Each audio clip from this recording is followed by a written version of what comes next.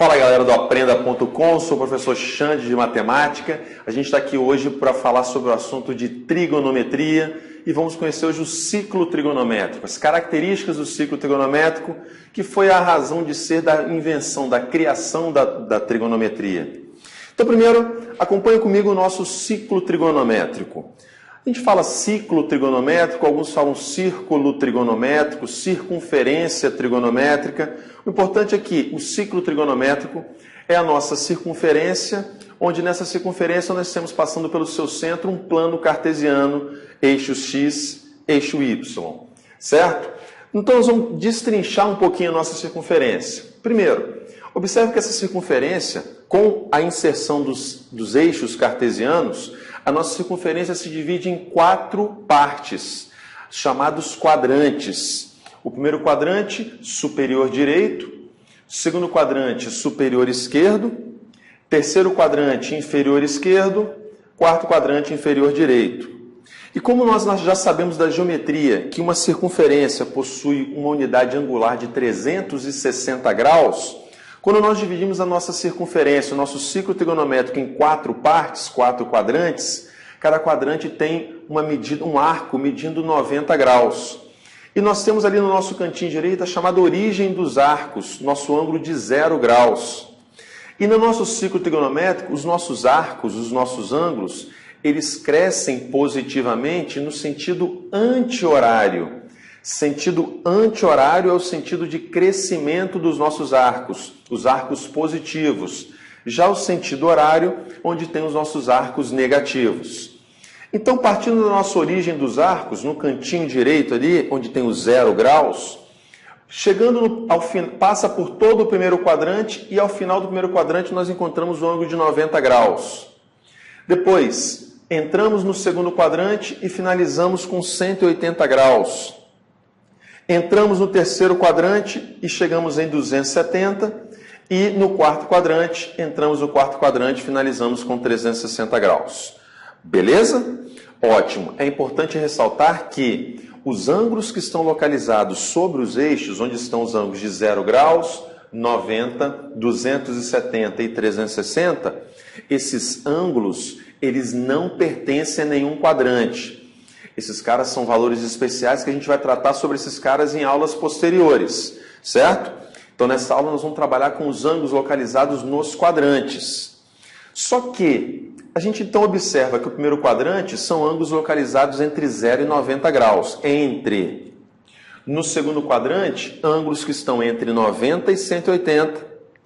No terceiro, entre 180 e 270. E no quarto quadrante, entre 270 e 360, ok? Bom, só que nós temos um pequeno problema na trigonometria. Assim que a trigonometria foi criada também uma unidade para trabalhar com a trigonometria. E a unidade oficial da trigonometria para a medida de arcos e ângulos é o radiano. Professor, o que é um radiano? Observe comigo o que foi criado como assim, processo de construção, de definição, o que significa um radiano. Então nós temos aqui um arco, um pedaço de uma circunferência, onde esse arco é formado por uma abertura entre duas retas, que no nosso caso são 2 raios. Então, definiu-se como um radiano, um ângulo ele vai valer 1 radiano, quando?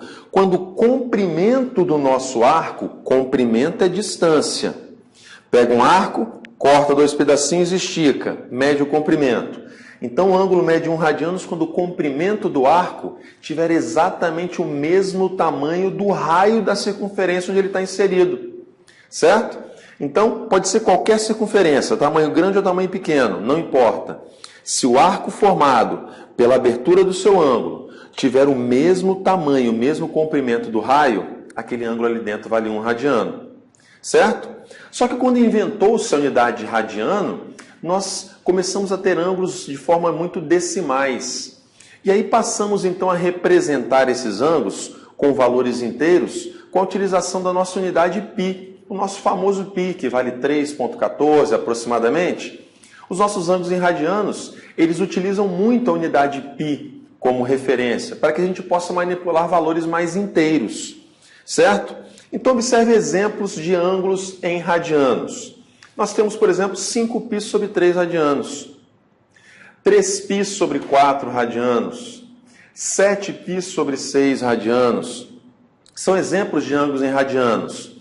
Só que essa criação dessa unidade traz um problema para nós, porque nós já estávamos muito acostumados a mexer com ângulos na unidade de graus. E a gente sabe muito mais, assim, com muito mais naturalidade, localizar um ângulo em graus, saber se ele é grande, se ele é pequeno, se ele dá uma volta, se ele é menor do que uma volta, quando a gente enxerga esses ângulos em graus. Mas quando enxerga em radianos, usando a unidade π e ainda mexendo com frações, isso não é tão natural assim para a gente. Então a gente vai, a partir de agora, fazer um processo de conversão de um ângulo da unidade de radiano para graus. Converter unidades. E para isso nós vamos usar a regrinha de conversão, onde a gente vê que π radianos é igual a 180 graus. Mas, professor, π não vale mais 3,14? Calma, meus alunos, nossos aprendizes do aprenda.com. O π continua sendo, foi, é e sempre será o nosso 3,14. Só que para efeito de conversão de unidades, π radianos equivale a 180 graus, numa conversão de unidades, ok? Então nós vamos utilizar essa informação para passar de um ângulo de radianos, que é difícil enxergar e localizar esse cara em radianos, e passar para graus. Então no nosso primeiro exemplo, a gente tem um ângulo de 5π sobre 3 radianos. O que nós vamos fazer para converter para graus? Nós vamos substituir o nosso π por 180 graus e efetuar os cálculos relativos a esse ângulo. Então, se nós tínhamos 5π sobre 3, na hora de converter esse ângulo, eu tenho 5 vezes 180 dividido por 3, que vai dar 300 graus. Ok? Vamos para o segundo exemplo? 3π sobre 4 radianos. Onde que está localizado esse ângulo? Vamos à conversão.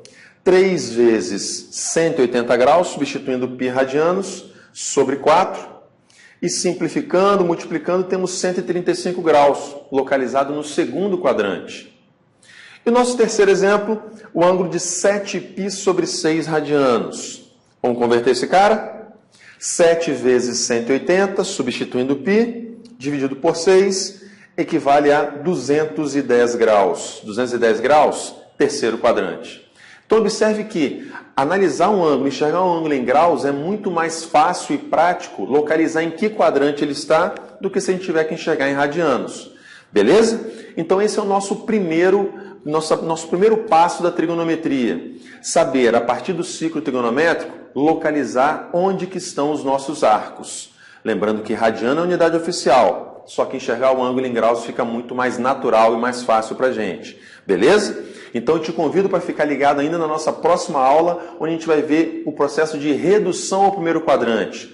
Como encontrar valores de seno, cosseno, tangente, de qualquer razão trigonométrica a partir dos nossos ângulos trigonométricos. Beleza? Então te peço para você ficar ligado nas nossas aulas, ficar ligado nas nossas redes sociais, no nosso Instagram, @aprenda.com, no YouTube, aprenda.com cursos. Então, vai lá, se inscreve, dá um like nos vídeos. É legal para a gente poder aperfeiçoar aquilo que a gente está fazendo isso de coração e pensando em vocês. Beleza? Valeu, obrigado.